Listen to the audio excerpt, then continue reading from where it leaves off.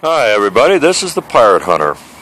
Right now you're probably looking at this down here thinking, why is this guy showing the toes of his wore out running shoes and a separation of light and shadow? Is it because of the yin and yang of humanity? Or is it that he wants to show a bunch of sedimentary extrusions that fit in rectangular square containers that certain people are not smarter than? No. What I want you to do is close your eyes and count to 5, and then you will see a great big surprise. Here we go. Close your eyes. 1001, 1002, 1003, 1004, 1005. Now you can open your eyes. And what do you see? A very weathered tail with a feathered rat walking on the stabilizer of a B-47. Now, there are some fantastic weathering tutorials out there on YouTube, and I've looked at a lot of them, and I don't have the skills to do one of them right now. I've been away from it for quite a while, so I really don't know what to do. So I thought, now how can the Pirate Hunter do a weathering tutorial? Now, I'm doing this on my tab 2, so we don't get a lot of change on light and shadow on this very well. So this is for all you jet guys out there.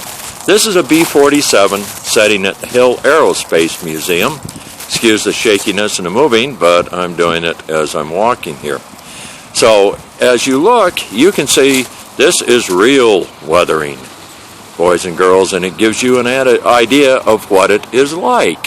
Ooh, now we're going to look upside down over our head. Don't get dizzy, fall down. I probably will. So there's what it looks like. Now, this is also, these poor aircraft set out, nothing is done with them, they're supposed to be, but they just kind of set out and they rust and they weather, and the feathered rats climb in any hole on them, which is a rat or a pigeon. Now, if you look at the top, it's got a whole bunch of spikes on them, and it's tried to keep the pigeons off, doesn't work. So what I want you to do is, this is for you jet guys on this.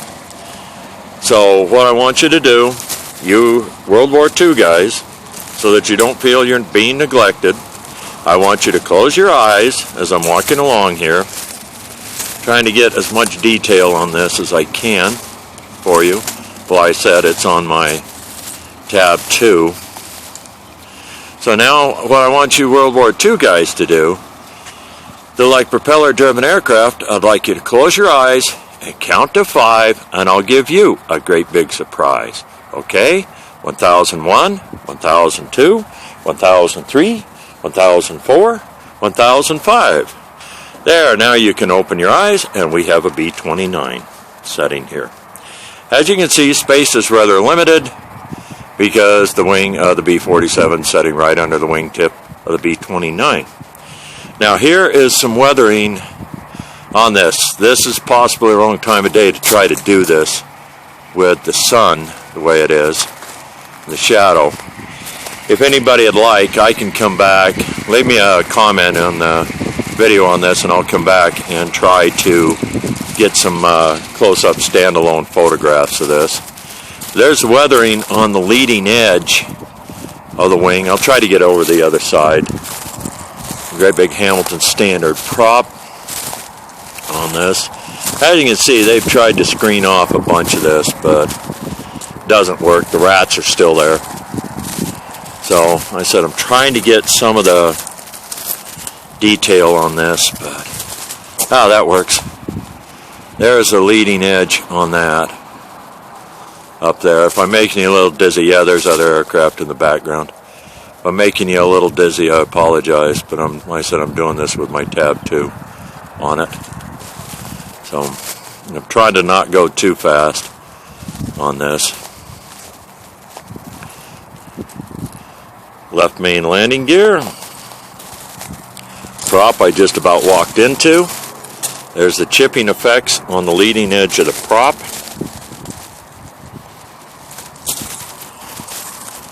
This aircraft was recovered out of the desert, and it was named Haggerty's Hag here. But the original one is something on it says a touch of class 2452nd, and I believe that's the Combat Logistics Support Squadron that did a lot of the refurbishment on this when it was done. As you can see how it is well weathered. Nose gear on it. Detail on some weathered tires. Said a lot of these you can't get up in the wheel wells because of the thing. And this is the plaque that is put on the side of the crew that it's called the last crew. They this is the group that 1985 restored this thing, and it's set outside ever since. Bottom turret. There's a better shot of the weathering on the leading edge of it. You can see how the aluminum skin on this thing has weathered in real life. Said trying to get this, the sun's just a little bit screwy here today. Now I see it, but there's some more weathering on the leading edge. Now this black would have probably been where the anti-ice is on it. Some weathering on the cowling, how it's beat up and dented. Right main landing gear. Did I tell you? I don't know if I said the other one was right or left. Oh well, I'm not going to edit it and worry about it. Main landing gear details on it. Can't really get up in the wheel well because of the screens. Inside landing gear doors. There is a C-130 that has been put together with parts and pieces and built from several different setups. We'll get out here and do a little bit of a pan of this area. Trying to not walk too fast or shake or jerk this too bad to do this. Okay, now setting down there is the tail of a C-124, a B-1B bomber, an H-21, old Sky King aircraft. If you're old enough to remember that, you're my age. That aircraft there, C-119, C-123. There is side view. Now I'm going to attempt to walk backwards while doing this, trying to keep it as steady as I can. If I was trying to chew gum, we'd be in a world of trouble.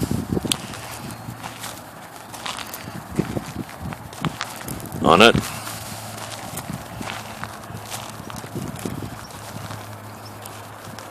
Vertical fin or rudder, whatever you want to call it. Horizontal stabilizer. Down there is a B-52, and on the other side is a KC-135. So there you are. There is some weathering tips. Here's some more weathering. We'll walk over here, do some more weathering on this. So trying to walk and do this and see what I'm doing is really interesting treat. Also the wind's blowing, everything else. So there's some weathering on this. You can see how it's been moldy paint job on it, and it has weathered. So hopefully if you are doing some weathering, or if you're doing a JATO setup or a RATO setup, I think these are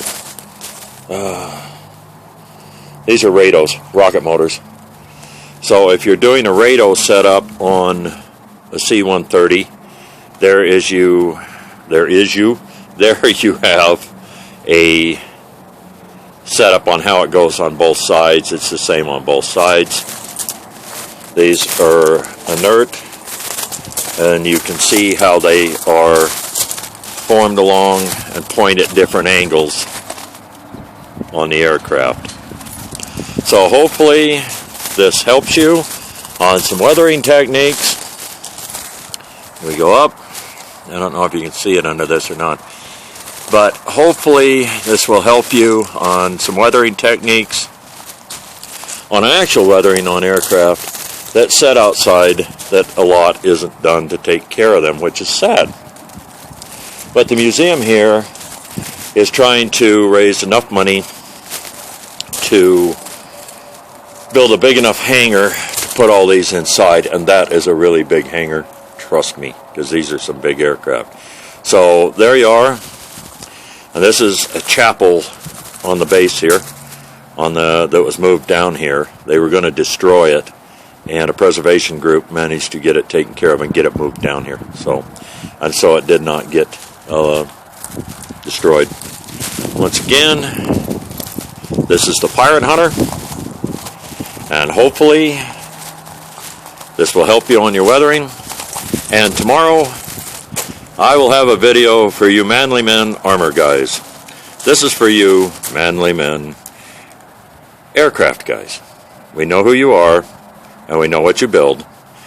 And as always, go to ISM, International Scale Modelers website, very good group, and take care of yourself and each other. This is the Pirate Hunter. Tomorrow we'll have another one for you.